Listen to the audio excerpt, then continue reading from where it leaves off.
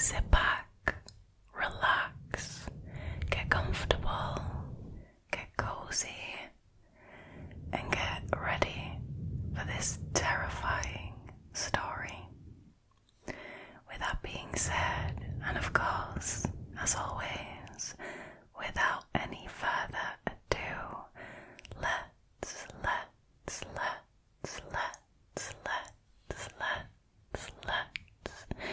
get into tonight's story, shall we? Alright, so this story was originally posted to Reddit by a Redditor called human_cake7284.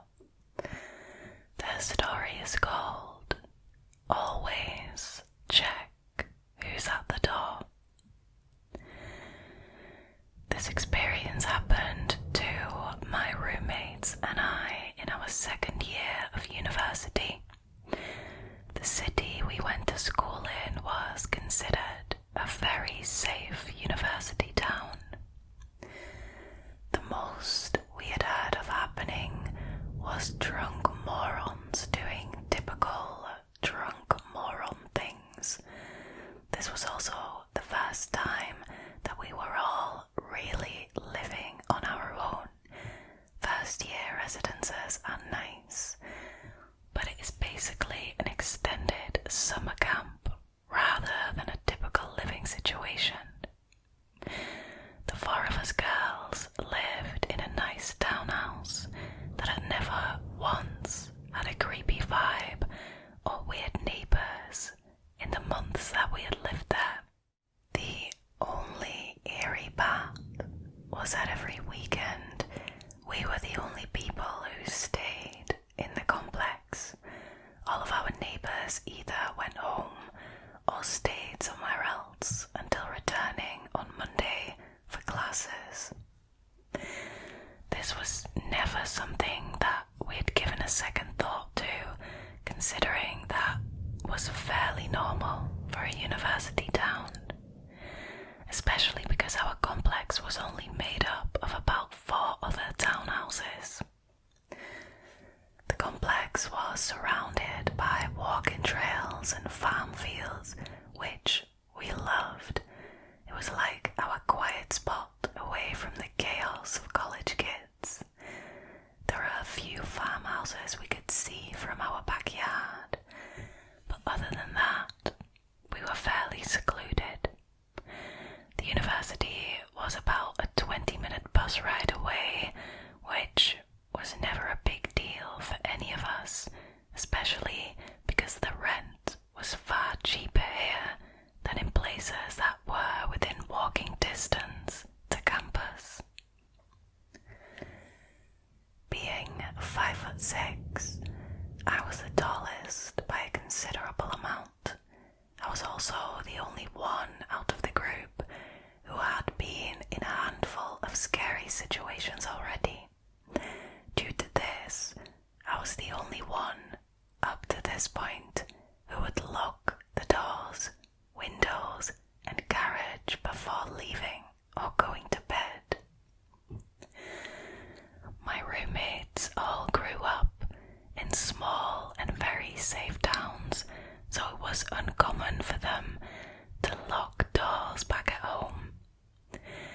See, this is something, I know this happens a lot, I think, mostly in the United States, in like rural small towns where everyone knows each other. Like, people don't lock their doors or windows or their cars because they trust each other. That is just something that I've never experienced. I've always grown up with make sure all the doors and windows are locked before leaving. I mean, I know it exists, but I don't think my anxiety would be able to cope with leaving my doors unlocked.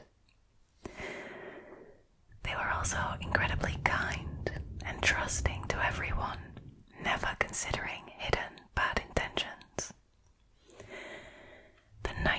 digestion started very normal. We had planned on having a wine and movie night. This was kind of a weekly tradition for us. We would pick out some stupid movie, get takeout, and get a little buzz after a long week of classes and work. At this point, it was early November, so I'd been doing this for several months with no issues. By 8:30ish, we had all settled on the couch in our living room and had started a comedy.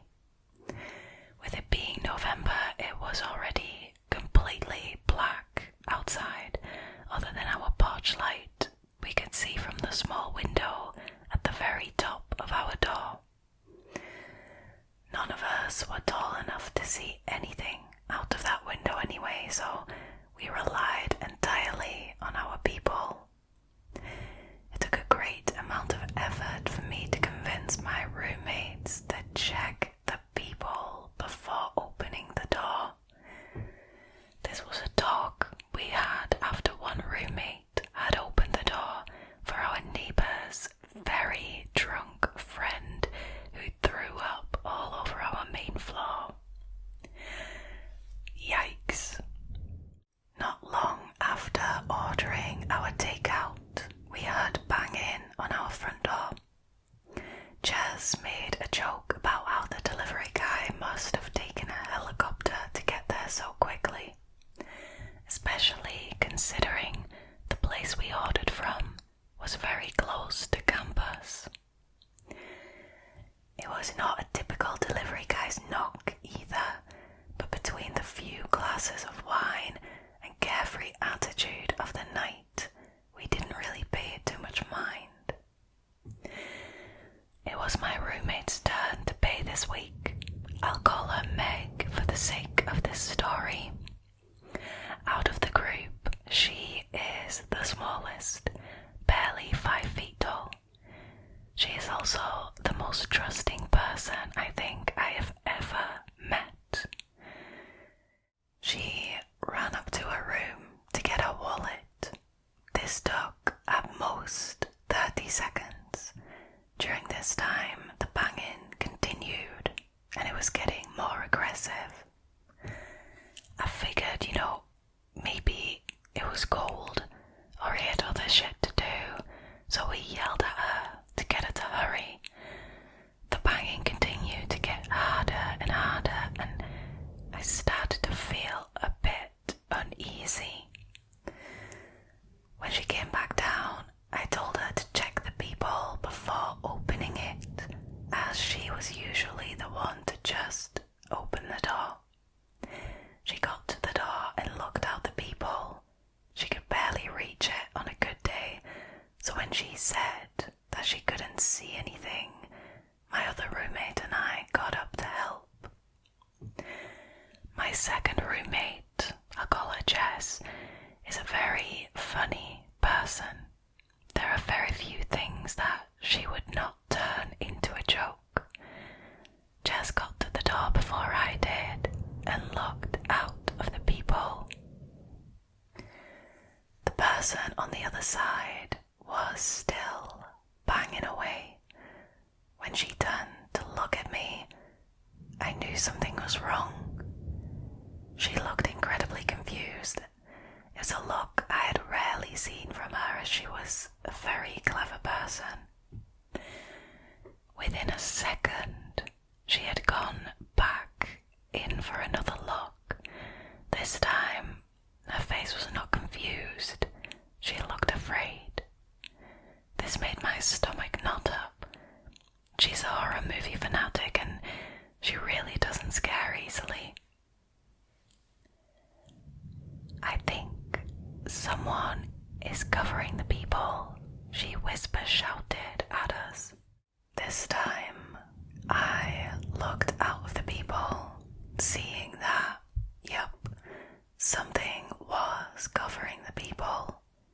We could still see the porch light shining through the window at the top, so we knew it was not a case of it being too dark to be able to see what was going on.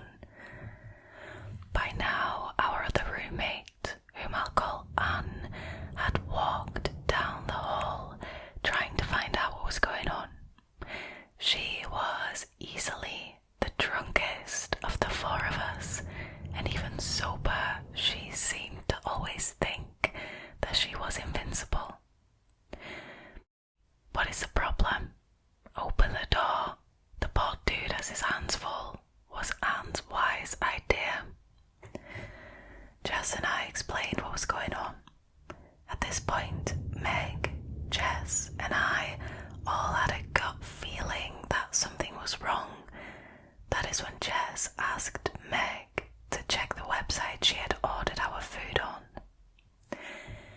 We discovered that Meg had not placed the order. Between the wine and the silliness of the earlier night, she had selected our food, but did not finish the last step. The banging continued as our situation started to sink in. Anne still did not seem to grasp what was happening and tried to unlock the door. "Stop," I snapped at her. I immediately knew that it was too loud. For the first time, the person on the other side of the door spoke. "This is the police. Open up now. We have a few questions to ask you." A man's voice practically growled back at us. This sobered me up right away. I looked over at Meg, who was already welling up, then at Jess, who had gone completely pale. At this point, Anne also realized that something was not right, and she froze, which is the least Anne thing she could have possibly done. The banging was getting increasingly harder, to the point that we could physically see the door breathe with each hit.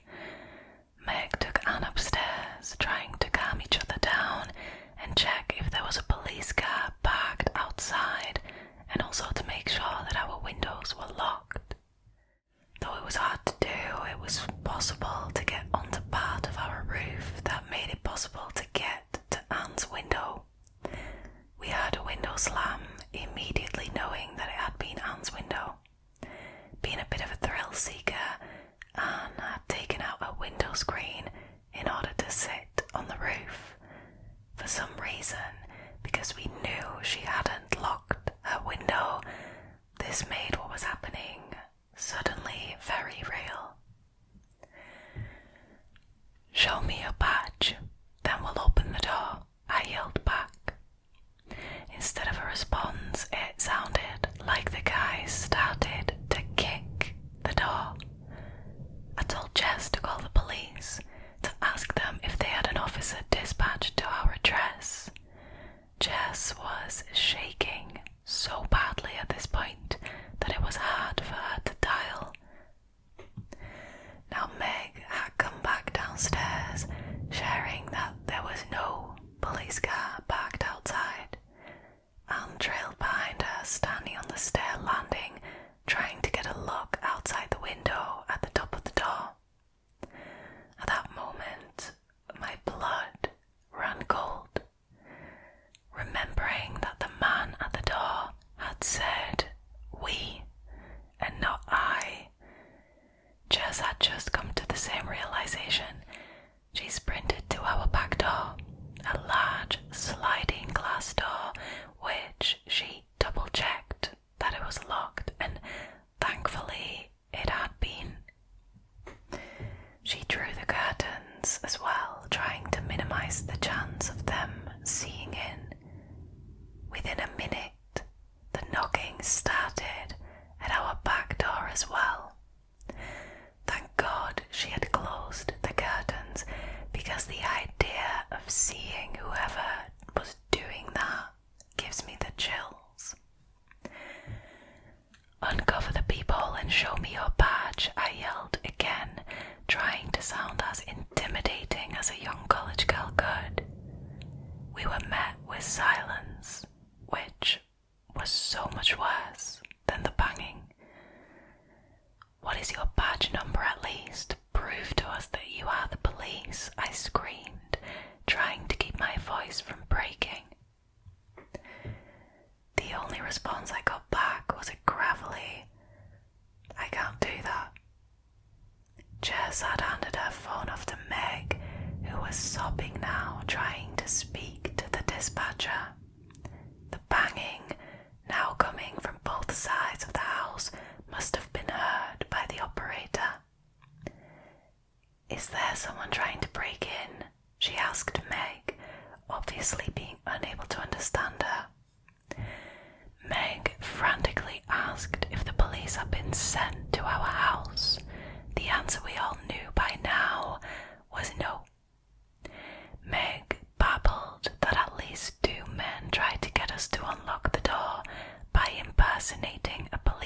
officer. Try to stay calm. Stay on the phone with me. Police are on their way to your address, the operator told Meg. How long will they be? Meg asked back. No more than 10 minutes, she responded. That made Meg cry even harder, realizing just how long 10 minutes really is. The door was being hit so hard, I worried it would break off its hinges. Jess ran back towards our back door, making me worry that our kitchen window had been open. Trying to think, I put a chair under the doorknob and sat down, hoping, praying the door would hold. Jess came back to the front door, holding a kitchen knife and a fire extinguisher, which were the only things that we had to protect ourselves in case they got in. Anne, who was now sitting on the landing, flinched with each hit. Anne was farm tough and had no issue dealing with animals 3 times her size. What was happening now, though, was entirely different. We had nothing to really deter whoever wanted in. No prods and no backup until the real police show up. Not like what she was used to. She grew up having a family as her neighbours her whole life. If anything was happening, her uncles and grandfather were at her front door in a minute flat. Anne's I'm invincible attitude was also long gone. She was now as scared as the rest of us, only having some wood and glass to keep these men out. Each hit to the back door made me expect whoever was there to break through the glass. Open the fucking door, the man yelled at us, not caring if we thought they were police anymore. Then, suddenly, it got very quiet again, which honestly made me want to throw up. The only thing worse than what was happening was not knowing where these men were. The idea of both men moving to the back door made me absolutely terrified. If they really wanted to, it would take very little effort to smash through the plate glass. Instead, the knocking at the back door had completely ceased. Within seconds of that, the front door started being hit once again. Trying to wrap my mind around why they would leave the easiest entry for heavy wood, I realized the back door was visible to the main road. Whether they had seen a car or heard us talking to the police, they were smart enough to not want to be seen anymore.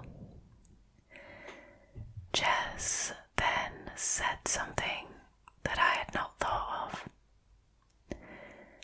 I don't think they want to rob us. There are so many houses that are empty. Why would they come to the only house with the lights on? She hissed. My whole body went cold. I didn't have an answer. All I could say was, "Fuck, you're right." Meg clearly felt the same, because at this point she was practically hyperventilating. The 3 of us stayed quiet for a minute, awful scenarios running through our heads. Anne moved back up the last few steps and out of sight of us. The operator, who we had forgotten was still on speakerphone, spoke, which practically made me jump out of my skin. She must have felt how terrified we were and tried to calm us down. The police are 2 minutes away. They have their sirens turned off and the lights are on. You should be able to see them very soon. Stay on the phone with me so I can confirm when they are outside for you, she said. The men outside were starting to seem desperate. The sound of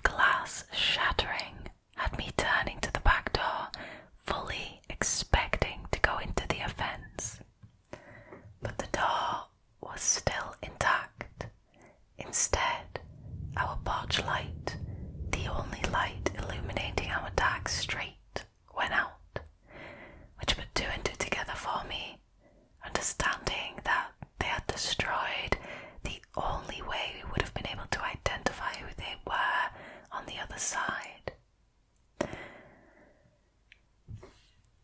Fuck you, little. A voice we hadn't heard before. Whoever was at the back door spat. This was worse than the initial speaker. It was full of so much hate and venom that it scared me more than the banging. He was so calm, intent on whatever his goal was. It didn't feel like how the first man had sounded. Up until this point, I could have convinced myself that they had wanted our valuables, but this voice made me understand that what they wanted was us. To this day, I've never heard a voice come close to that level of malice. It sounded like he wanted to inflict serious harm on us, and if he had gained entry, I know he would have. Somehow, I wanted the first man to speak again, instead of whichever sick bastard had just spoken. I looked at Meg. I know how terrified I must have looked. Until now, I may have done a half-decent job at hiding how scared I was, but that voice ruined my ability to stay stone-faced. Meg looked like a scared little girl, and that made me panic. If they got in, there was nothing that I would be able to do to stop them. Not for me, not for my friends. We would have been at the mercy of the monster outside. Jess had practically stopped breathing. It was like the oxygen had been sucked out of the air. It was so quiet that it sounded like a gunshot when our mailbox was opened. Anne ran back downstairs. I see the sirens. They're coming down the main road now, she whispered, hoping not to have the men hear. The same man spoke again one more time, so slowly that I almost thought it was done after each word. In that same awful, calm voice, he read out a letter addressed to the four of us. Our neighbour must have put it in today. She had planned a potluck for the next week. None of us thought to check the mailbox after we had talked to her in the driveway this morning. Jess, Meg, Anne, OB. Those are nice names. I'll be back soon, girls. Then we'll have some fun. I felt tears rolling down my face. I hadn't realised that I had started crying. But I knew that he meant what he had said. I tried to pull my mind out of the dark pit that his sentence had sent it into. Waiting, praying that the police had surprised them, hoping they would not get the chance to come back. The silence continued. None of us dared to speak, worried that we would not hear if they moved to another point of entry. Instead, the silence persisted for what felt like a lifetime. The operator was the first one to speak again, telling us that the police were at the front. She told us to stay inside the house until the police knocked on our door. The kind woman stayed on the phone with us for several more minutes while the police searched around the area. Finally, the real police showed their badge to the people before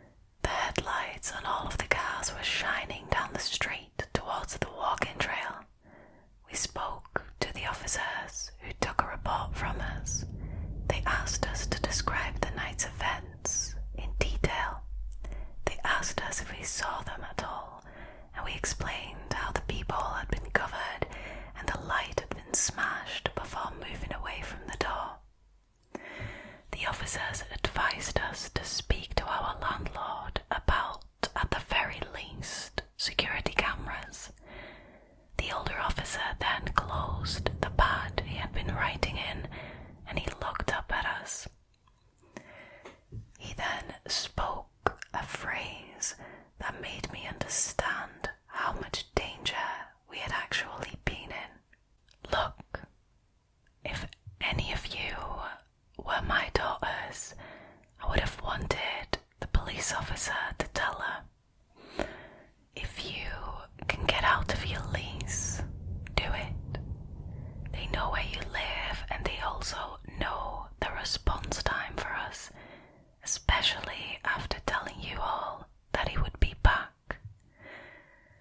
After that, they asked if we had heard a vehicle.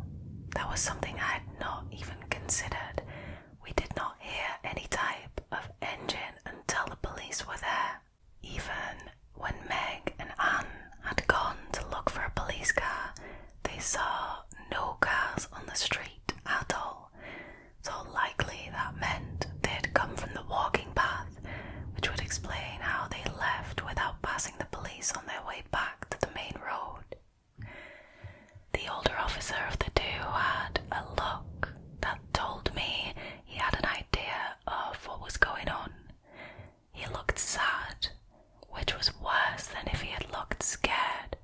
I knew he had seen the situation end far worse in the past.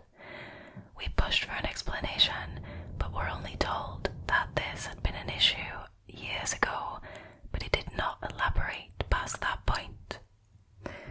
The officers then stood up, exchanged a glance that I did not know how to read, and then spoke again.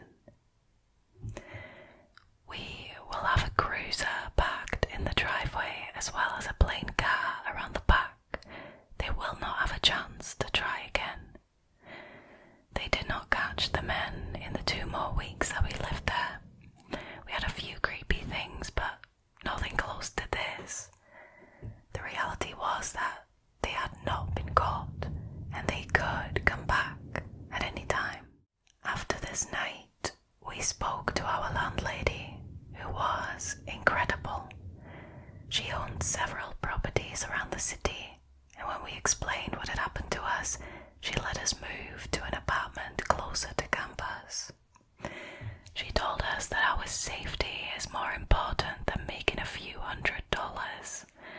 She even left the house empty for many months in order to make sure cameras, better locks, and a reinforced back door were installed. Thankfully, they did not come back, and we were able to enjoy our new apartment without worrying. This is still so scary to me because of that voice. Make sure you lock your doors and check who's there before opening the door.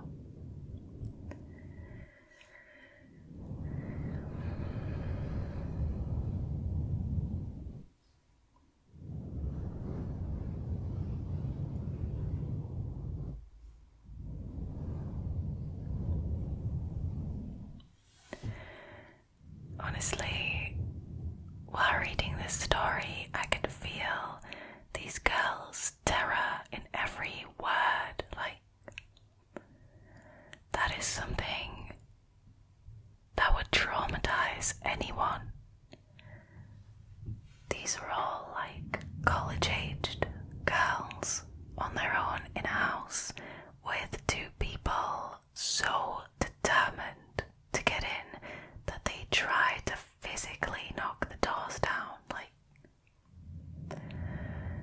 That is 100% a traumatizing experience, and I am so sorry that these girls had to go through that. Again, even though it was their college home, their uni halls, whatever you want to call it, that was their house, that was their safe space, and that was jeopardized. That must be one of the most terrifying feelings in the world to have, because where do you go, right? I am incredibly, incredibly glad that these men did not make it inside the house. I am incredibly glad that the police officers were so helpful, so understanding,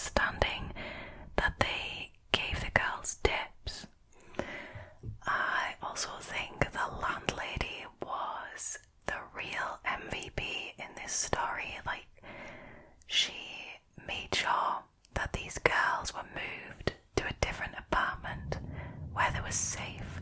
She took the necessary measures to make that house safer for future tenants. I mean, she could have easily ignored the situation, but she didn't. She stepped up and she took care of that. She showed empathy. I mean, that is exactly what you would want your landlady to do in a situation like this. Wow. But yeah, solid advice. Before you go to bed, before you leave, heck, even when you're home alone, lock your doors, lock your windows, lock your gates, and always check who's at the door before opening it.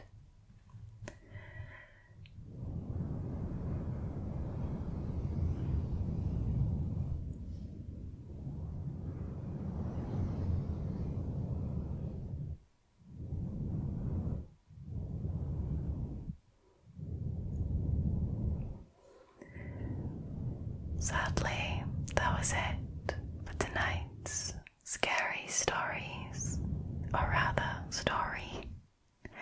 Thank you so much for choosing to hang out with me again tonight.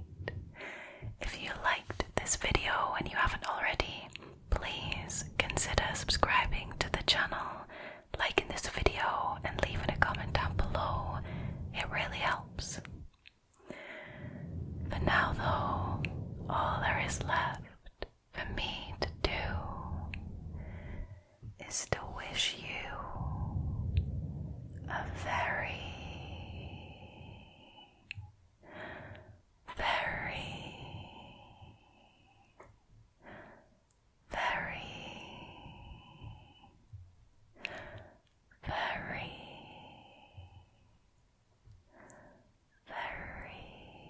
very, very good night.